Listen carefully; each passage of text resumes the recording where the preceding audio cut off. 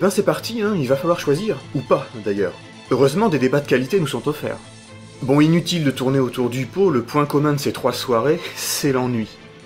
On nous proposait des punchlines. Mais n'hésitez pas, les punchlines sont les bienvenus ce soir. À la rigueur, ça aurait été pas mal. Mais même pas. Juste quelques blagues de Benagnas. Je ne parlais pas de Ségolène Royal. Candidat troll, diront les jeunes, ou le candidat qui a disrupté la soirée, selon les conférenciers TED. Entre 2 bâillements, j'ai retenu un verbe. Bonsoir, et allons donc à l'essentiel. Rassembler la gauche, pas pour rassembler la gauche. Il faut que la gauche se retrouve. Et se rassemble. Vous me connaissez. De se rassembler. Mais pour pouvoir derrière rassembler avec vous. De toute façon, il faut rassembler les Français. Je veux plus d'Europe. Rassembler. Pour gagner. Rassembler les Français. Il va falloir les rassembler encore. Ok, donc pas ce soir. J'avais commencé à travailler là-dessus. Comment et quoi rassembler quand on a fait l'unanimité contre son parti en discréditant durablement la notion de gauche, notamment auprès des classes populaires? Je reste marqué par mon propre discours. Mais ça m'a pas inspiré et c'est surtout des insultes qui me venaient à l'esprit. Alors je suis allé déneiger.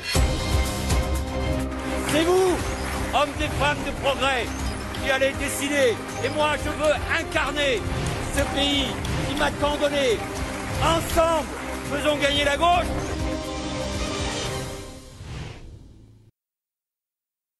Ah, c'est épuisant, de toute façon il va reneiger demain, et puis j'ai pas vraiment besoin d'aller là. Alors j'avais l'impression de lutter contre l'absurde.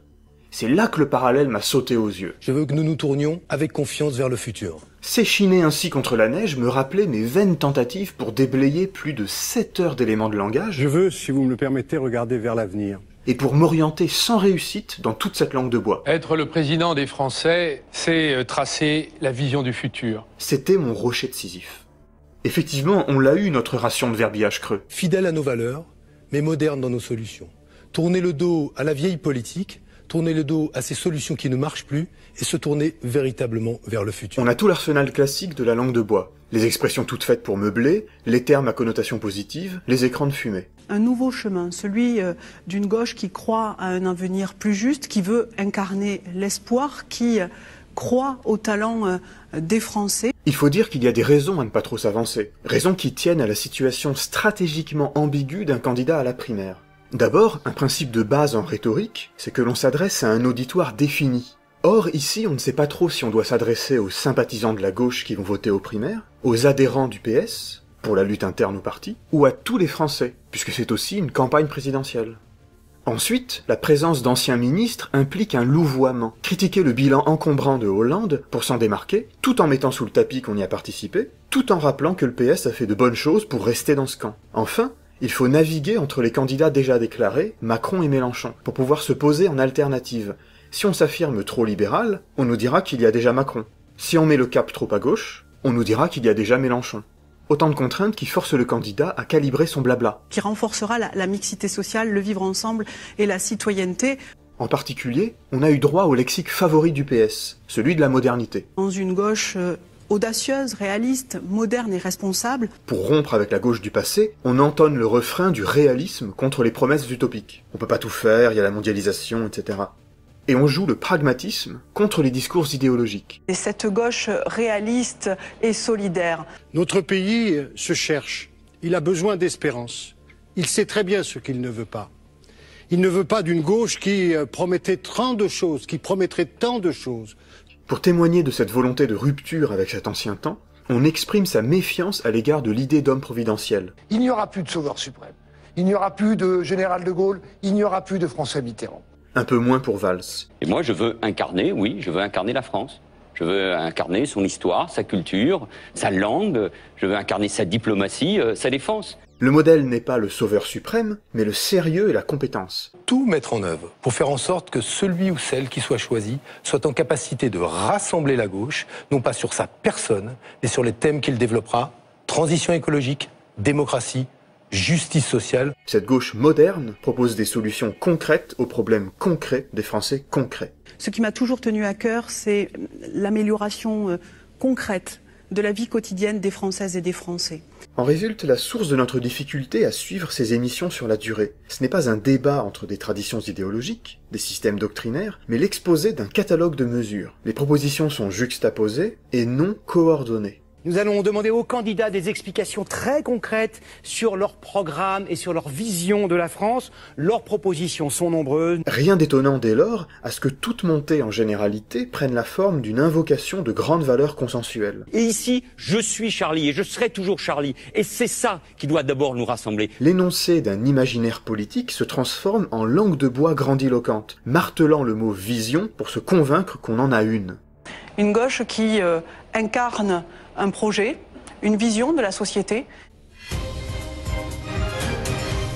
Le dispositif médiatique a sans doute sa part de responsabilité. Il fragmente le débat, le découpe en grands thèmes. On va parler santé, protectionnisme, on va parler des finances et de la dette. Le temps limité est sans cesse rappelé à l'orateur. Un mot. Quand je regarde, Non, un mot. Un seul mot, vous voulez un seul mot? Oui, le sujet est grave. Si vous pouvez être bref. On pose des questions politiciennes, taillées pour le buzz, les rédactions parisiennes et la pensée IFOP. Aaron Montebourg, seriez-vous prêt, le cas échéant, à vous effacer derrière Emmanuel Macron et Jean-Luc Mélenchon? Le candidat apparaît alors comme un représentant de commerce, alignant ses propositions comme des produits sur un rayon de supermarché. Vous avez pu le voir, ce soir, il y avait plusieurs choix. Il y a le choix. Voilà en quelques mots le sens de ma candidature. C'est pratique quand on n'a pas le temps de lire les programmes, mais ce n'est pas un débat, au sens d'une rencontre entre des projets de société. Alors n'hésitez pas à interagir, à vous parler entre vous, à faire du débat. Chacun donne sa petite réponse à tour de rôle. Chaque proposition devrait au contraire être la partie d'un tout. François Mitterrand, il disait, le président n'est pas celui qui dit dans quel sens on doit ranger les sardines dans la boîte. Donc voilà, le président, il est là pour donner le cap, la vision.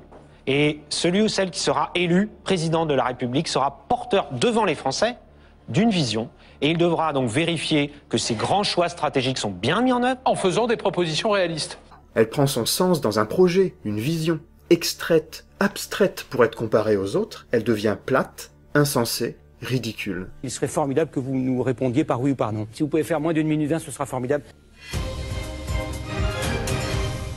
Ainsi, la proposition d'Hamon de revenu de base soulève de vraies questions. Elle ne peut pas être traitée séparément d'une vision d'ensemble de la société. Cette conviction, c'est que nous vivons des bouleversements inédits.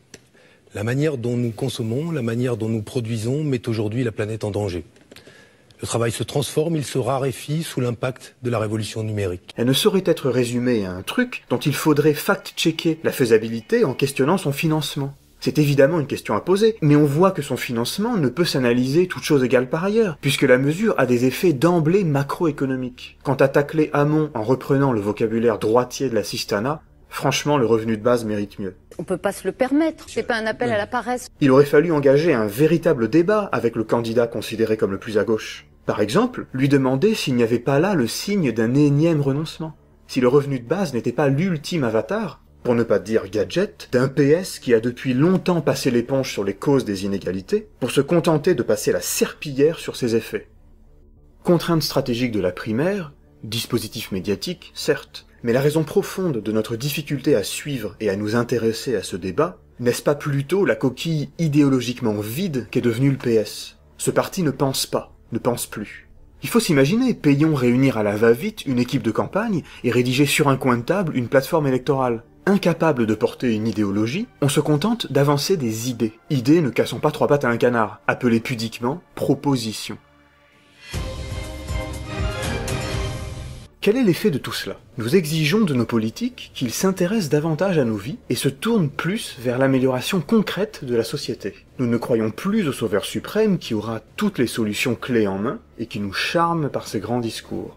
Et cessons de croire, comme une forme de foi dans la Ve République, que l'un d'entre nous aurait concentré en lui le génie de la nation qui l'amènerait à être la solution au problème. Ces exigences sont récupérées par les politiciens sur le mode du pragmatisme. Pas de grands principes idéologiques globaux et rigides. À chaque problème, sa solution particulière. Les dirigeants politiques doivent être à la hauteur et entendre ces défis du quotidien. Mon projet part du réel. Il répond à ce que vivent les Français. Mais comment s'y retrouver dans ces nuages de propositions? Comment choisir le bouquet d'idées, le cocktail de solutions qui est le meilleur?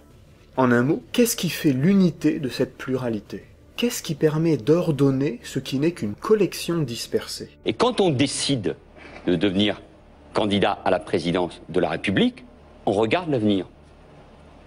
Naguère, on trouvait cet ordre en se rattachant à un courant idéologique, une tradition de pensée et d'action. Nous le voulons de moins en moins. Dès lors, la cohérence est assurée par la seule personne du candidat. Paradoxalement, l'absence d'idéologie revendiquée renforce la personnification. On ne sera plus socialiste, mais strauss-kahnien ou rocardien. Et on se déclarera pinélien ou benamiasiste. Le candidat est la seule chose qui unifie les propositions. Il est l'analogue du point de fuite d'un tableau vers lequel convergent les propositions composant le programme. Il est vide, un pur support. On peut le remplacer par n'importe qui. D'où la nécessité d'habiller artificiellement cette fonction électorale par des propriétés humaines et sensibles. C'est le rôle du fameux storytelling, là c'est moi avec le chat, pour en faire une personne apparemment vivante. Aucun d'entre nous, pas davantage dans les rangs des Républicains au Front National ou dans le reste de la gauche, ne sera providentiel. Ça n'existe pas. Étourdi par le nombre colossal de propositions à évaluer, notre décision de citoyen est alors soumise aux motifs les plus irrationnels. Charisme, séduction, manipulation, couleur de la cravate. Chasser la personnification par la porte, elle revient par la fenêtre. L'hypothèse est que nous serions passés d'une personnification du pouvoir par excès, par trop-plein, la communauté incarnée dans le corps du roi, la volonté du peuple se concentrant dans le guide charismatique, à une personnification par défaut, par absence, le simple point d'application des votes. Cela signifie-t-il qu'il faille en revenir à une politique du sauveur suprême? Non, mais cela signifie qu'en voulant remplacer l'idéologie par le pragmatisme, on n'en finit pas pour autant avec la personnification du pouvoir. Évidemment, si ça vous intéresse, vous vous abonnez. Et puis n'oubliez pas d'appuyer sur la petite cloche pour ne rater aucune de mes vidéos. Et puis n'hésitez pas à partager cette vidéo. Allez, à bientôt. Je serai un président naturel, je crois que tout le monde a compris.